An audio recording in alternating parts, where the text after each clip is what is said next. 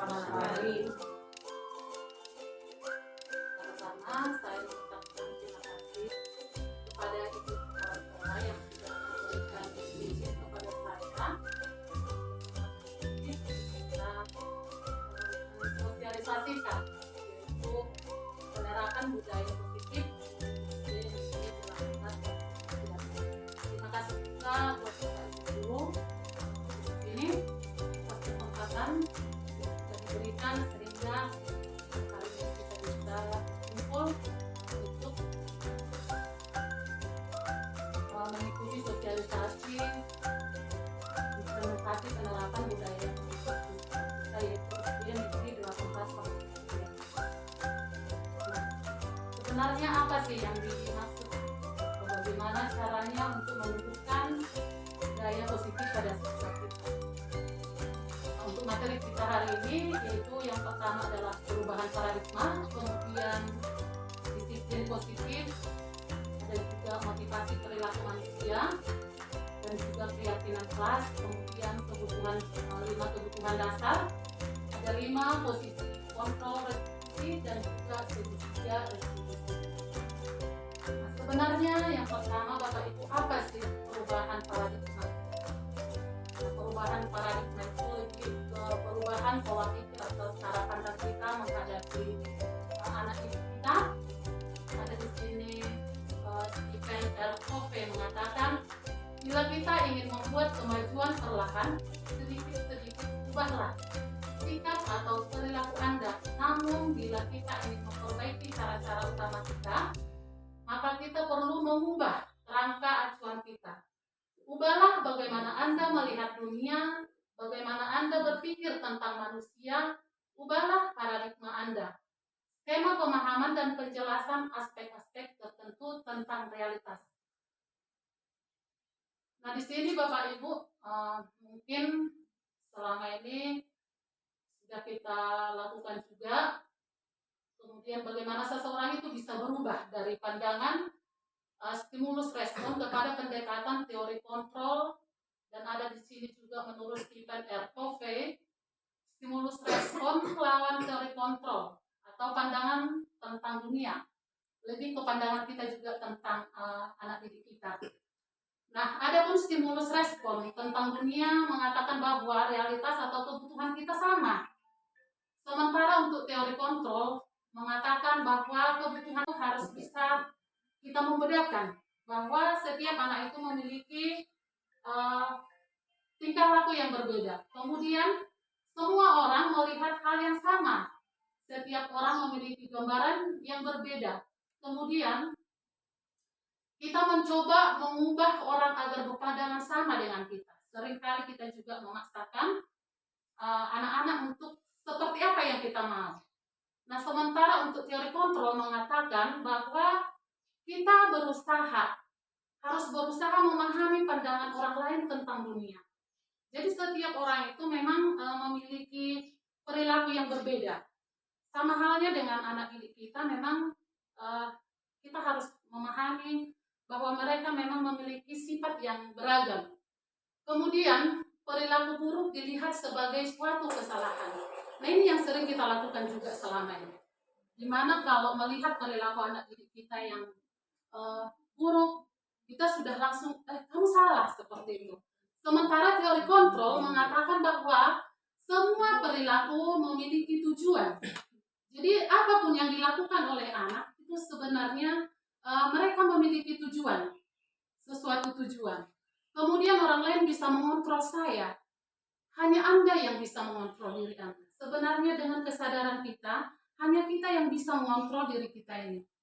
Saya bisa mengontrol orang lain. Anda tidak bisa mengontrol orang lain. Nah, sebenarnya kita tidak bisa mengontrol. Kamu harus seperti ini. Harus di bawah kontrol kita. Tidak seperti itu, Bapak Ibu. Kemudian pemaksaan ada pada saat bujukan gagal. Nah, inilah yang sering kita lakukan juga selama ini. Apabila kita menyuruh, tidak mau saya, sini, cepat, seperti itu, kita paksakan. Nah, alangkah baiknya kita memakai teori kontrol ini, kolaborasi dan konsensus menciptakan pilihan-pilihan baru.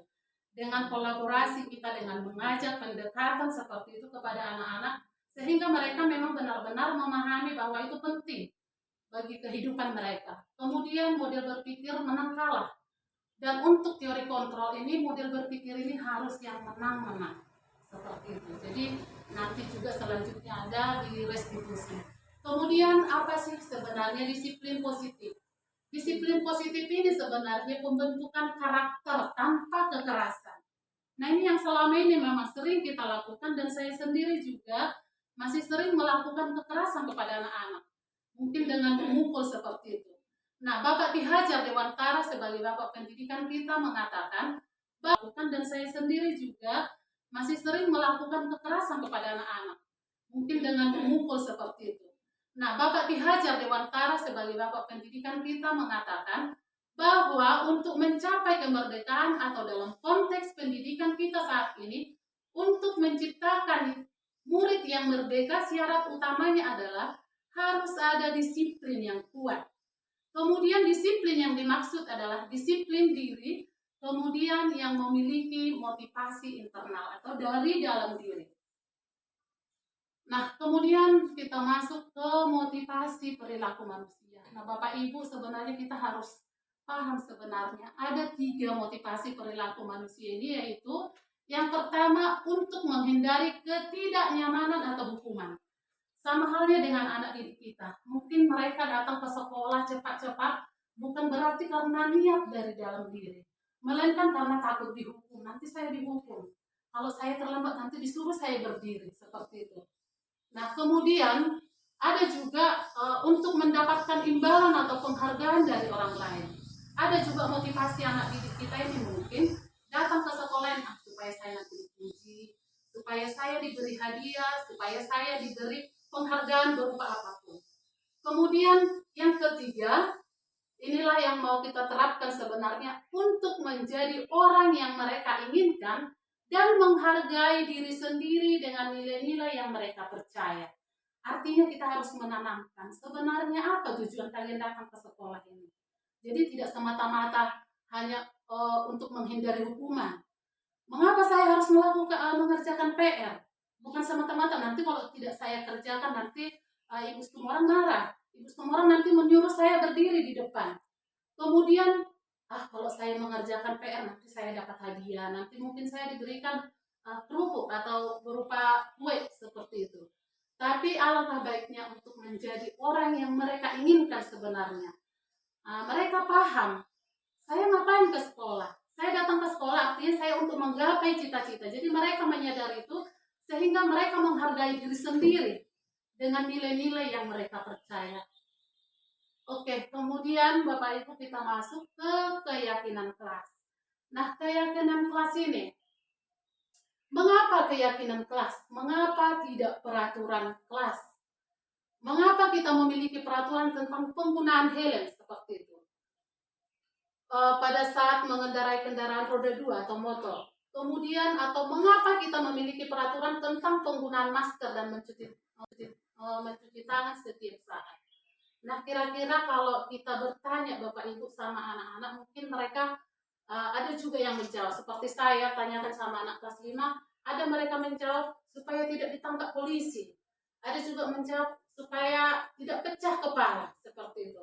Nah, saya apresiasi dengan jawaban supaya tidak pecah kepala. Artinya mereka menyadari lebih ke keselamatan mereka.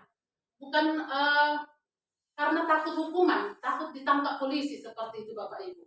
Kemudian nilai-nilai keselamatan atau kesehatan inilah yang kita sebut sebagai suatu keyakinan. Jadi inilah yang sudah saya terapkan juga di kelas Bapak Ibu, yang sudah saya coba terapkan, di mana kami saling bercurah pendapat sama anak-anak. Kemudian mereka membuat keyakinan kelas mereka dan mereka menulis sendiri di papan tulis, dan itu nanti akan saya ketik dan tempel. Itu mereka buat apa yang menjadi keyakinan kita. Mereka yang buat sendiri tidak bisa terlambat mengerjakan PR. Kemudian harus tepat waktu. Nah, dan ada nanti sanksi atau konsekuensi yang mereka terima apabila mereka tidak menepati seperti apa yang mereka sudah tuliskan. Kemudian setiap tindakan atau perilaku yang kita lakukan di dalam kelas dapat menentukan terciptanya sebuah lingkungan positif. Perilaku warga kelas tersebut menjadi sebuah kebiasaan, akhirnya membentuk sebuah budaya positif. Nah itu tadi, jadi kalau sudah terbiasa, oh saya kalau tidak mengerjakan PR berarti tidak bagus bagi saya, bukan karena takut hukuman tadi. Dan itu pun akan menjadi kebiasaan dan menjadi budaya positif di dalam kelas kita, baik di sekolah kita, yang berdampak pada sekolah kita. Kemudian sedikit juga Bapak Ibu, mungkin bagi kita juga tidak janggal lagi mendengar budaya ini, seperti kita budaya Batak kita juga ada yang namanya dari Handatono itu dari zaman dulu dan sampai sekarang itu terbawa-bawa dan menjadi membudaya. Ada seperti dari Handatono, Mana Pardomat Tugu, Elek Marboru, Sobama Hula-Hula. Dan itu menjadi membudaya sampai saat ini sama kita. Kebetulan kita di sini mayoritasnya Batak. Kemudian di sini ada pembentukan keyakinan kelas. Keyakinan kelas bersifat lebih abstrak daripada peraturan. Yang selama ini memang yang sering peraturan. Jadi kalau sekarang lebih ke keyakinan kelas. Kemudian keyakinan kelas berupa pernyataan-pernyataan universal, tidak muluk-muluk, singkat, padat tapi jelas. Kemudian pernyataan keyakinan, kemudian sedikit juga Bapak Ibu, mungkin bagi kita juga tidak janggal lagi mendengar budaya ini, seperti kita budaya Batak kita juga ada yang namanya dari Handatono itu dari zaman dulu dan sampai sekarang itu terbawa-bawa dan menjadi membudaya. Ada seperti dari Handatono, Mana Pardomat Tugu, Elek Marboru, Sobama Hula-Hula. Dan itu menjadi membudaya sampai saat ini sama kita. Kebetulan kita di sini mayoritasnya Batak. Kemudian di sini ada pembentukan keyakinan kelas. Keyakinan kelas bersifat lebih abstrak daripada peraturan. Yang selama ini memang yang sering peraturan. Jadi kalau sekarang lebih ke keyakinan kelas. Kemudian keyakinan kelas berupa pernyataan-pernyataan universal, tidak muluk-muluk, singkat, padat tapi jelas. Kemudian pernyataan keyakinan kelas senantiasa dibuat dalam bentuk positif. Artinya datang tepat waktu, tidak bisa membuang sampah sembarangan seperti itu. Kemudian semua warga kelas hendaknya ikut berkontribusi dalam pembuatan keyakinan kelas lewat kegiatan bersama. Kemudian bersedia meninjau kembali keyakinan kelas dari waktu ke waktu. Nah ada seperti di Bapak Ibu, pengalaman saya kemarin di kelas, sesudah kami membuat keyakinan kelas, kami sepakati, terus ada itu anak-anak yang makan. Ternyata yang makan-makan di kelas ini seharusnya ditambahin lagi, jangan ada yang makan-makan di kelas, sehingga kami tambahin lagi poin-poinnya dan kami buat selama di dalam kelas tidak bisa makan-makan atau selagi proses belajar mengajar. Oke, lanjut. Nah kemudian di sini Bapak Ibu ada 5 kebutuhan dasar manusia. 5 kebutuhan dasar manusia, seluruh tindakan manusia memiliki tujuan tertentu itu tadi. Apapun sebenarnya yang kita lakukan itu memiliki tujuan. Semua yang kita lakukan adalah usaha terbaik kita untuk mendapatkan apa yang kita inginkan. Ketika kita mendapatkan apa yang kita inginkan, sebetulnya saat itu kita sedang memenuhi satu atau lebih dari satu kebutuhan dasar kita. Nah, Bapak Ibu di sini sudah ada 5 sebenarnya kebutuhan dasar kita. Yang pertama ada kebutuhan untuk bertahan hidup, kemudian kebutuhan untuk cinta dan kasih sayang, kemudian kebutuhan pengakuan atas kemampuan kita, ada juga kebutuhan untuk kebebasan atau kebutuhan akan pilihan, dan yang terakhir ada lagi apabila dia melanggar, nah kita kembali apa yang kita yakini. Nah kita kembali ke keyakinan kelas tadi, apakah kamu meyakininya? Jika kamu meyakininya, apakah kamu bersedia memperbaikinya? Kemudian jika kamu memperbaiki hal ini, menunjukkan apa tentang dirimu? Nah, tugas seorang manajer bukan untuk mengatur perilaku seseorang. Kita membimbing murid untuk mengatur dirinya. Seorang manajer bukannya memisahkan murid dari kelompoknya, tapi mengembalikan murid tersebut ke kelompoknya dengan lebih dan kuat. Oke? Kita masuk ya Bapak Ibu, kita masuk ke restitusi. Apa sih restitusi ini? Restitusi ini adalah sebuah cara untuk menanam disiplin positif pada murid. Restitusi adalah proses menciptakan kondisi bagi murid untuk memperbaiki kesalahan mereka. Jadi memperbaiki kesalahan. Kemudian sehingga mereka bisa kembali pada kelompok mereka dengan karakter yang lebih kuat. Nah, itu kata dosen di tahun 2004. Restitusi juga adalah proses kolaboratif yang mengajarkan murid untuk mencari solusi. Nah, artinya si murid itu kita ajarkan untuk dapat bernalar kritis untuk masalah dan membantu murid untuk berpikir tentang orang seperti apa yang mereka inginkan dan bagaimana mereka harus memperlakukan orang lain. Jadi ini termasuk bagaimana kita untuk mengajarkan murid supaya lebih menghargai nilai-nilai kemanusiaan. Nah, seperti inilah kira-kira Bapak Ibu.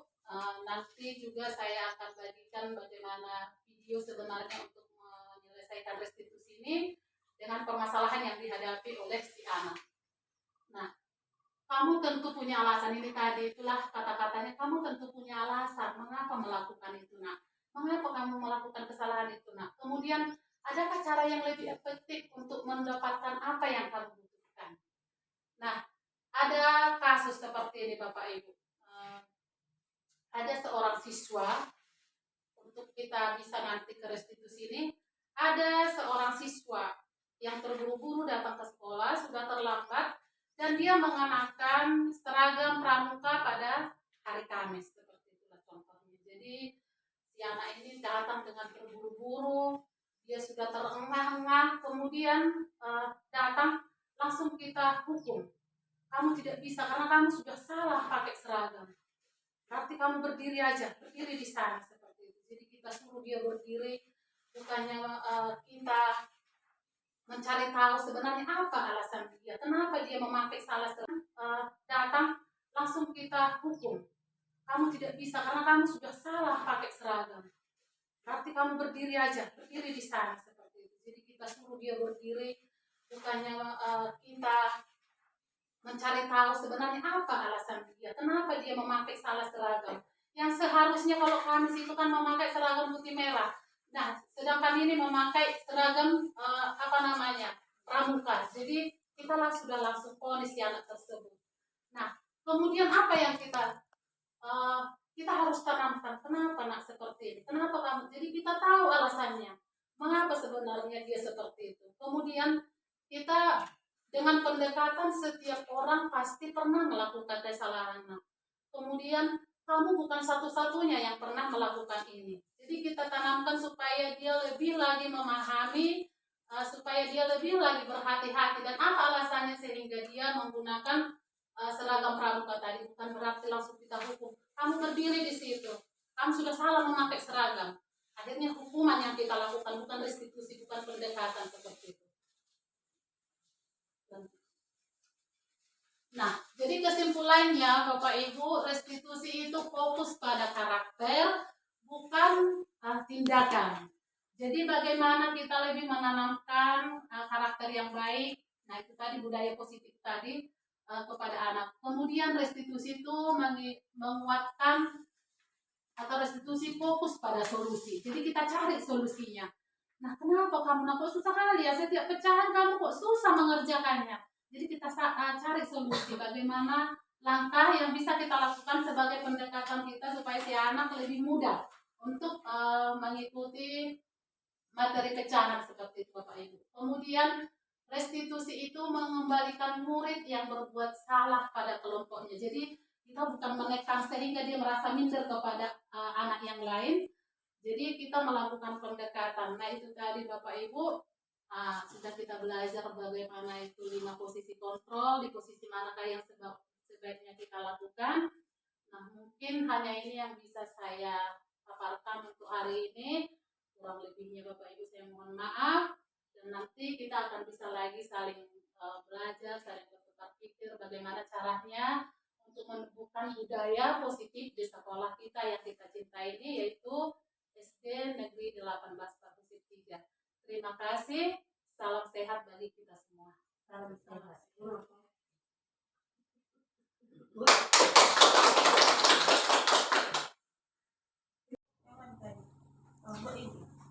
Bapak Ibu, kalau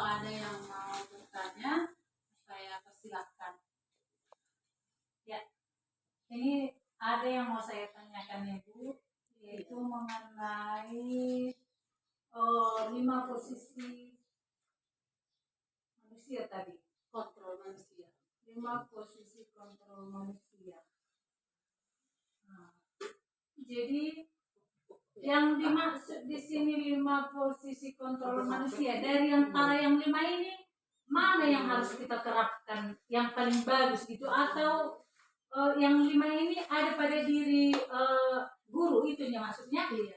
Sebenarnya kelima-limanya ini mungkin sebagai guru juga kita sudah memiliki posisi kontrol ini, tapi yang lebih baik sebenarnya yang kita terapkan adalah posisi kontrol sebagai manajer. Karena apa? Mungkin kita juga ada manajer-manajer di sekolah, ya itulah Bapak Ibu, karena memang kita mengurusi jiwa-jiwa yang beragam, sehingga memang kita perlu memiliki posisi kontrol yang manajer ini. Karena apa?